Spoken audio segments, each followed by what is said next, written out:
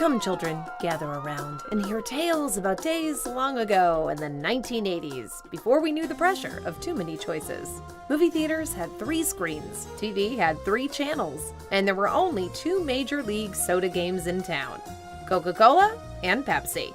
But just like the Highlander, there could only be one, resulting in a billion-dollar clash of celebrity endorsements, blind taste tests, and the nightmare of new Coke.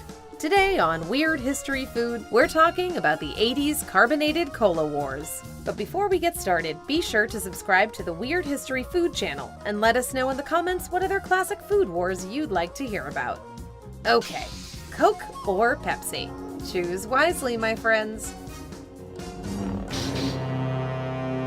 The trouble between Coke and Pepsi had been bubbling since their inception. In 1886, a Georgia pharmacist called Dr. John S. Pemberton came up with the idea for blending carbonated water and sweet syrup into a refreshing fountain beverage. A few minor things to note. Pemberton was a morphine addict due to an injury from the Civil War, and Coke was not his first foray into beverages. He'd begun with something called French wine cola, which claimed to be a wonderful invigorator of sexual organs. Wow, can't believe that one didn't take off. During a statewide prohibition of alcohol, Pemberton created a non-alcoholic temperance drink, dubbing it Coca-Cola. And while the recipe for Coca-Cola is locked up tighter than your old MySpace account, we can tell you Pemberton's secret ingredients were real Coke, the white powdered kind, and caffeine. Much of soda's earliest innovations were created by pharmacologists adding random substances from their shelves. The Atlanta Journal sounded a coked-up horn when they wrote the soda was delicious, refreshing, exhilarating, invigorating. You tend to speak in exclamation points after downing a can of those secret ingredients. As Coca-Cola's popularity grew, other pharmacists took note.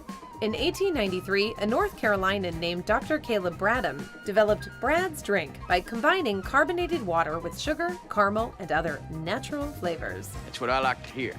5 years later, Brad's drink was rebranded as Pepsi Cola, either because Brad was and is a pretty lame name, or because they didn't want to get in trouble for stealing his drink.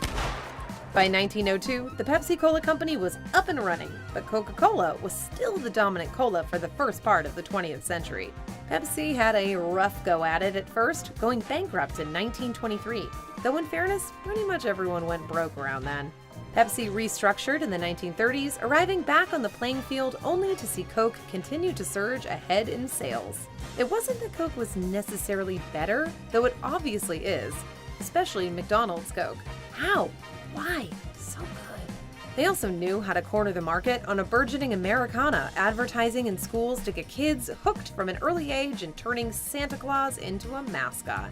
Seriously, how do you compete with Santa Claus? A mascot named Brad? No, Brad, that'll never work. By the time World War II broke out, Coca-Cola could be found in 44 countries. In 1965, Pepsi merged with Frito-Lay so it could gain better footholds in the restaurant and supermarket industries. Or maybe they were trying to corner the market as a one-stop shop for munchies. After all, these drinks were being created by the early 20th century equivalent of a guy you have saved in your phone as Molly Mark. But Coca-Cola was busy launching a dizzying array of carbonated beverages like Sprite, Tab, and Fresca, a sugar-free grapefruit soda. How about a Fresca? Pepsi just couldn't compete. Sick of playing second fizzle, and with very little to lose, Pepsi made its first real crisp move against its colossal cola competitor in the mid-70s with a now famous challenge.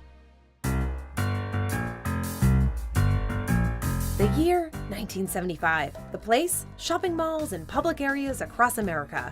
It was known as the Pepsi Challenge, a genius bit of marketing dreamed up by the soda company's ad team. The premise was simple. Have Americans do a blind taste test between samples of Coke and Pepsi, and have them decide which was the superior beverage. Thanks to a higher sugar content, Pepsi was sweeter than Coke, allegedly resulting in over 50% of tasters preferring its taste over the gold standard. Pepsi. Pepsi ads proclaimed victory, praising consumers for knowing a winner when you taste one, even though it was later determined that the actual preference for one brand over the other was negligible, which still counts as a win when you're up against the Goliath-esque Coca-Cola. With Pepsi unexpectedly delivering a solid blow, Coke had to up its game and fast. The brand came back with the biggest celebrity endorsement it could find. someone who Americans liked, someone who they trusted, someone with authority who also appealed to this country's wholesome nature. Coca-Cola went out and got themselves a lovable comedian, Bill Cosby. Yeesh, some things age like a fine wine, others like a Cosby sweater. In the mid-'80s marketing campaign, Cosby would go to malls and spy on Pepsi Challenge participants with a pair of binoculars, pointing out flaws in the blind taste test's methodology. Wonder what else he was doing. In retrospect, this was creepy, but it was also effective. Though Pepsi had gained some traction by managing to instill doubt into the minds of thirsty Americans, brand preference was still strong enough to keep Coca-Cola in the lead for now. With the Pepsi Challenge's continued media blitz, Coca-Cola had to find new and creative ways to assert its dominance. That led to Diet Coke in 1982, the first Coca-Cola product to embrace the Coke nickname, not counting its original secret ingredient, of course. Though they'd had limited success in the 60s when Coke first released a low-calorie beverage called Tab, their advertising had mainly marketed it towards women. Tab, you've got to order something first. Just give me something without any sugar in it, okay? Diet Coke, meanwhile, was for the ladies and the fellas. It's a fuller taste, much different than Tab, much stronger. To be clear, Diet Pepsi had existed since 1964, and Royal Crown's Diet Right predated that, making its debut in 1962. But Diet Coke was the first hit in the US diet soda market. In fact, by 1984, it was the nation's third most popular soft drink, right behind Coke and a little uncola known as 7-Up. 7-Up was an anomaly, an outlier in the soda wars that wasn't produced by Pepsi or Coca-Cola, but by Dr. Pepper, whose founder was, you guessed it, a pharmacist. How is Pepsi going to top the 1-2 punch of Diet Coke and the Cosby endorsement? By getting their own celebrity spokesperson, obviously, and one who had a different market appeal than Cosby's patrician wholesomeness. Pepsi wanted someone cooler, edgier. As MTV came into its own, Pepsi looked for a musician who could literally reach out and touch a younger audience. You see where this is going, right? Michael Jackson, the undisputed king of pop, had already been approached by the Coke team and had passed on $1 million endorsement deal. Marketing ideas really age well, folks. In a huge upset for the soda wars, Jackson teamed up with the underdog Pepsi and became the shining jewel in Pepsi's Choice of a New Generation campaign. It was later revealed that Pepsi had offered Jackson $5 million for shilling the soft drink, the biggest personal endorsement deal in history at the time. $5 million! Had all gone as planned, Jackson would have starred in a series of national commercials, as well as made it the official beverage of his Victory World Tour. But all did not go as planned. While filming the second of his Pepsi commercials in 1984, a pyrotechnic went off, lighting Jackson's hair up and severely burning his head and face, leaving Moonwalker scarred for the rest of his life. This could have been a sticky situation, but Jackson's camp played nice, probably because of all that money on the table. Not only did Jackson not hold the company at fault, but he would continue on as their spokesperson 2 years later. Explosions and celebrity scarring aside, Pepsi's sales had skyrocketed in the mid-'80s, culminating in the 1984 release of Jackson's Soda Spot, featuring the King of Pop singing rewritten Pepsi-centric lyrics to his hit song, Billie Jean. Hey, it was a different time.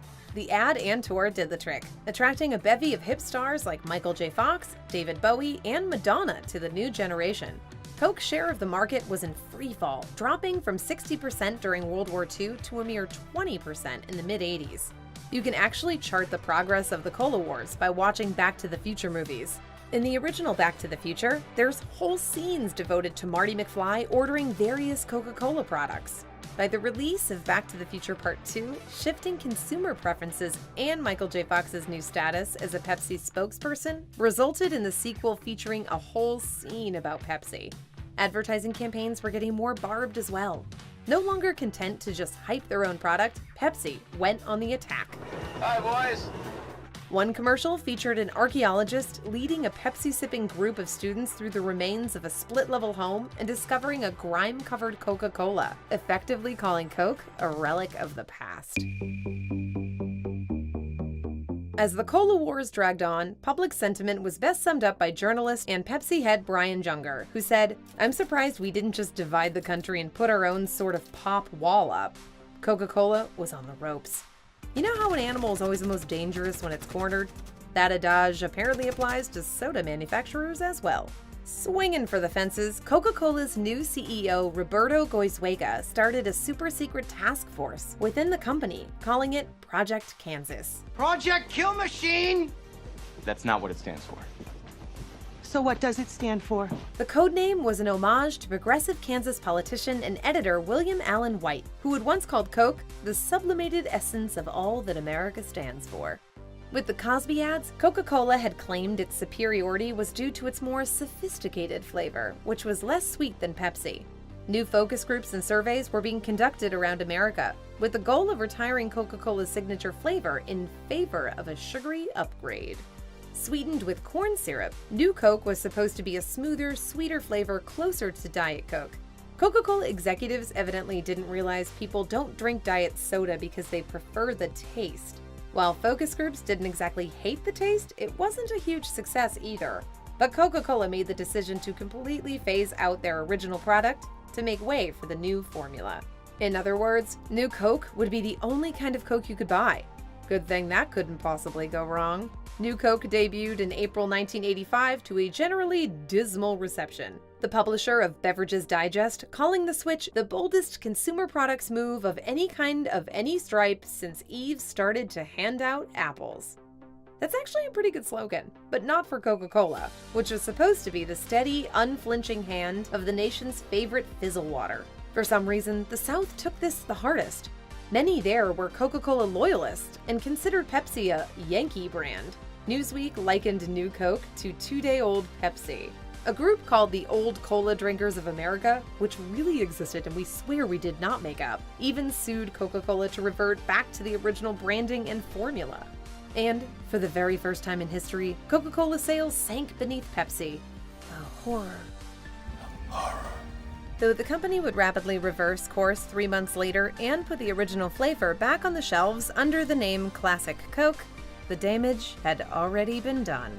Pepsi was now officially winning the Cola Wars.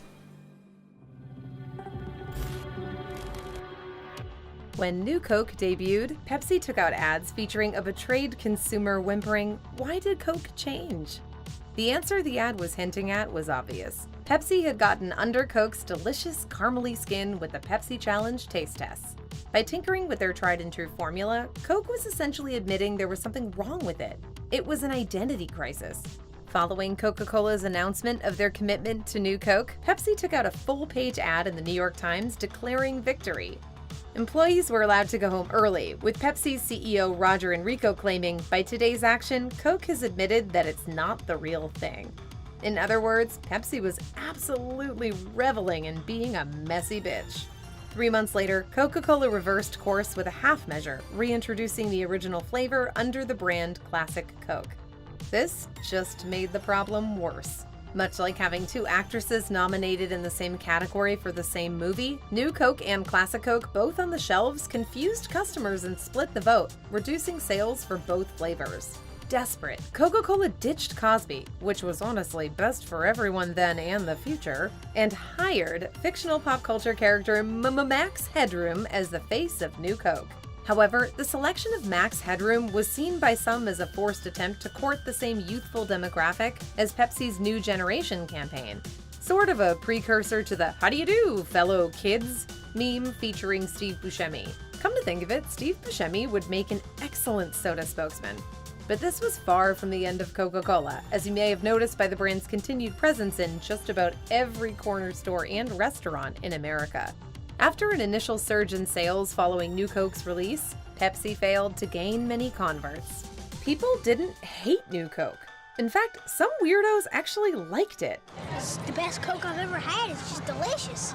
The animosity was more directed at the total removal of the original formula, sort of like how George Lucas deleted the original versions of the Star Wars trilogy after those god-awful special editions came out.